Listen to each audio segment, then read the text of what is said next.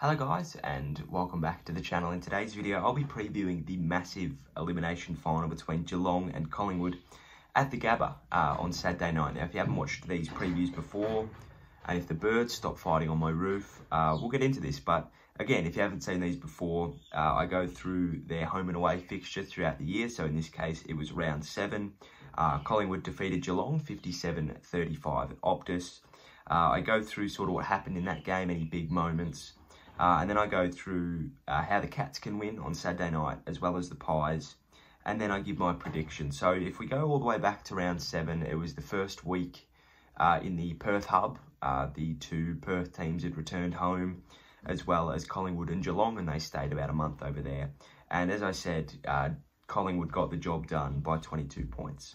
It was pissing rain, and that won't happen again. It's forecast to be absolutely beautiful at the Gabba on Saturday night, I think 29. That won't mean it's not going to be dewy. It will be dewy, but it's not going to be pissing rain. So that's a win for the Cats, I think. The Collingwood Magpies just seem to want it more in the rain, and they just seem to play that style better. So that'll be interesting to see how they go. Obviously, they're not the best at playing in the wet because they got done by the Lions in very similar conditions, but two different teams, two different game styles, two different times of the year. So another thing that was really important was when the game was on the line, enter Jordan De Goey. He kicked 5, including the last 2. He turned a 10-point game into a 22-point game. Wow, you can't teach that sort of stuff. You can't stop that sort of stuff. When he's on, and you're not going to beat that. So will it happen again? Who knows? The Pies have obviously got a lot more back than they had back then. I guess De Goey was, I think he was in and then he was out again. So who knows what'll happen. But when the game was on the line, he stood up, and that was massive. And Geelong just didn't have that response. You know, it happened again on Friday night. So do they have that response at all? I'm not sure. We'll find out. But big games breed big players, and De Goey is a big player. We saw Mason Cox had that potential as well. And Geelong, they just don't have that. So that is going to play into Collingwood's favour a lot if it gets close again. Chance is not taken. 35% efficiency to the Cats versus 39 to the Pies. Again, it was pissing rain. It's going to be scrappy. It's going to be sloppy. It's going to be scrappy and sloppy. You know, it's not going to be clean. But the team that's going to win on Saturday night is going to be the one that takes their chances the most. And who's going to get the most, you know, the cleanest delivery and the cleanest ball. I think that's going to be Collingwood. Tackles and handballs were really important in that game, and Collingwood were plus 18 in tackles and plus 38 in handballs. They'd get the hard ball, and then they'd manoeuvre it out and move clean through the corridor and on the wings especially. Geelong are very good at using the corridor. Collingwood like to use the corridor, but they can also use the wings very, very well. Geelong struggle on the wings, and that's where Collingwood really got on top. They just used the wings and moved it. They can convert them into a few more chances. Maybe big Mason Cox gets up and takes a few more grabs. And if he's on, like he was the other day, they're going to be in for a real tough night. He can turn the game on his head, much like Jordan De Goey. So that'll be really interesting to see who can take their chances, as I said. Now, for the Cats to win, speaking of taking their chances, the first note here is take your chances. They need to. 5-12 on the weekend. Oh, you know, it's been an issue in big games. They just can't kick straight. When the Coleman medalist is kicking 0 goals, 5 and 1 out on the full, you're not going to win many games. They need to take their chances. Every contest they must hit hard. Every opportunity forward they must take. You know, they have to kick straight to win this game, because if they have another performance like they did the other night, they're not going to win it. They need to get Tomahawk into the game early and get him a goal. Tomahawk seems like he had a good game on Friday night. Thursday night, he played quite well, but a goal means so much more than a behind. You kick a point as a forward, not that I'd know, because I didn't get much of the ball when I played.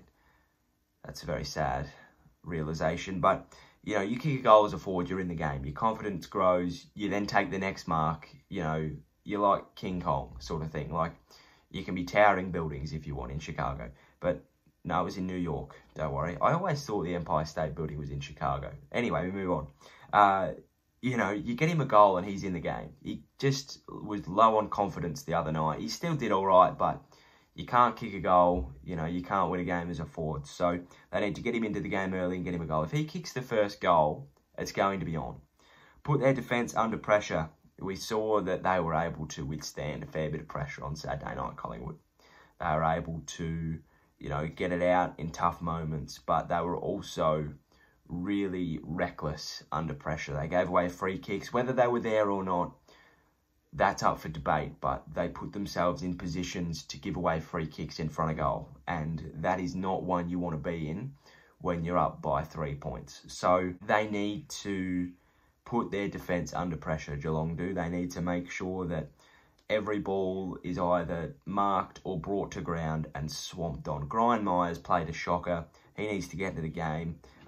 You know, all of the players, they brought in Tom Atkins to be a pressure player, and I barely saw him. So they need to get those smalls into the game, Geelong, and they need to really, and even if they don't score a goal from it, you know, from a small, if that small is put in a massive tackle or a massive bump or, you know, given a really nice handball in the congestion, they're going to, you know, they're all going to lift from that. You know, you look in finals for big moments and big players, and if your small forward can be your big player, you're in a much better spot.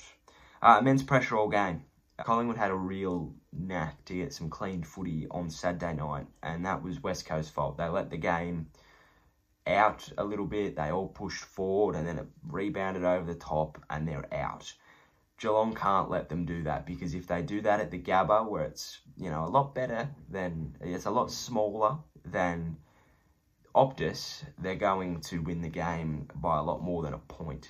So they need to make sure they've set up really well defensively. And that's what Geelong do. They have a really good defensive setup, but they need to make sure it's skin tight. They need to make sure that they've got a line in the middle of the ground as well, just to make sure that it's very difficult for them to get that next possession over the top. Try and take Mason Cox's impact out of the game if he starts to get on top. We saw that he took, I think, 3 marks inside 50 in a row and kicked 3 goals, 2 in a minute. You know, they couldn't stop him. They didn't have the defence to do it. They didn't have the composure to do it. They didn't have the ability to stop him. Not even McGovern. They need to take Cox's impact out of the game as quick as they can, because he's going to fire. He's got so much confidence going into this game on Saturday night. Now, obviously he has had big games before and failed to fire the next week, but this one's a lot different than a prelim to a grand final. So if he starts to get on top, they really need to stop that. You know, they need to take him out of the game. They just need to get the big defensive spoils in, make sure he doesn't do what he's been doing. My last note for Geelong is get your stars to fire.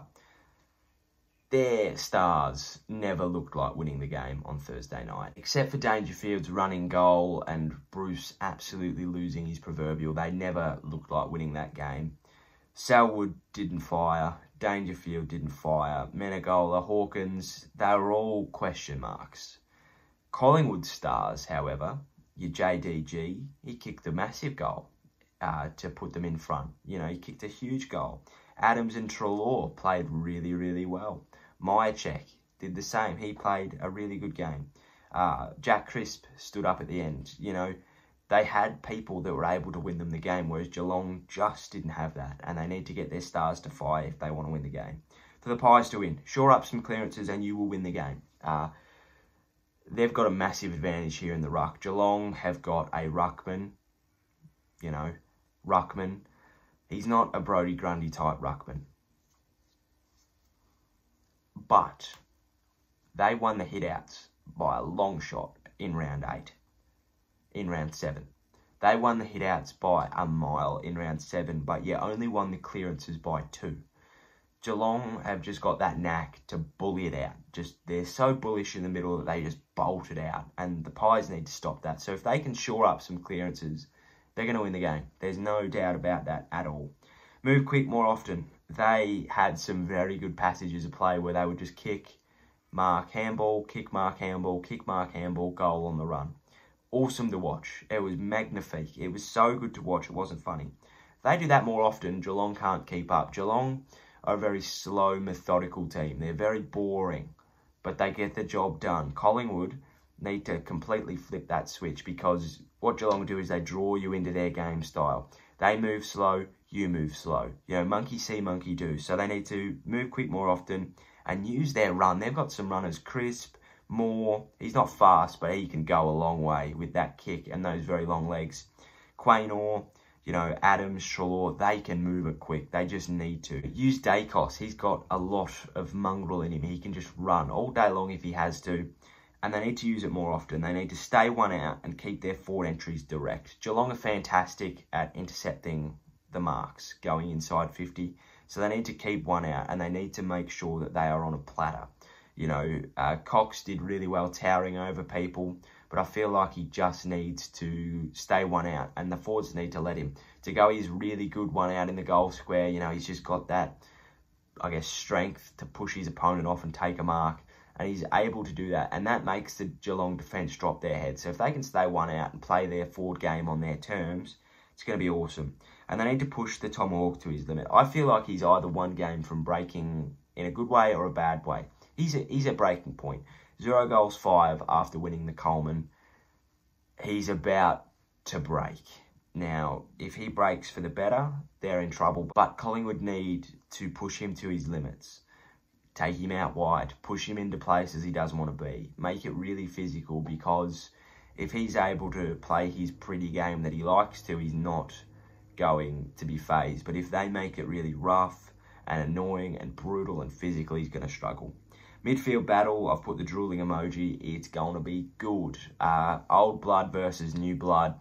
Who's going to come out on top? Will it be Geelong's veterans and experience and their just bullishness through the middle to bully the Collingwood mids and get it through? Is it going to be Collingwood playing a really clean and classy, composed game that'll will it forward? Prediction, it's again 50-50. Can the Cats respond or will the Pies keep snowballing? The Gabba makes it interesting. Geelong are 3-0 at the Gabba this year. The Pies are 4-3. So whoever gets the start will win the game. Geelong obviously play it really well. The Pies have struggled. I think they beat the Swans by 9 points in their first game. They got belted by the Ds. They lost to the Lions. They were in a close one against the Suns. You know, it's been 50-50, whereas Geelong have been demolishing teams. They demolished the Saints and the Bombers. I can't remember who they played in the third game. It might have been the Lions, who they really got on top of. So, again, whoever wins the start will win the game. And I think that will be Geelong. They have a tendency to start really well in these games. You know, they just seem to play some possession footy. And I'm not talking about scoreboard, who wins the game, who wins the start will win the game. We're talking about possession. Geelong are able just to take the sting out of the game early. It's really unique how they do that. So they're going to look to do that. Collingwood just need to use their run. You know, it's going to be yin and yang here. It's going to be Reshiram versus Zekrom. That's a Pokemon.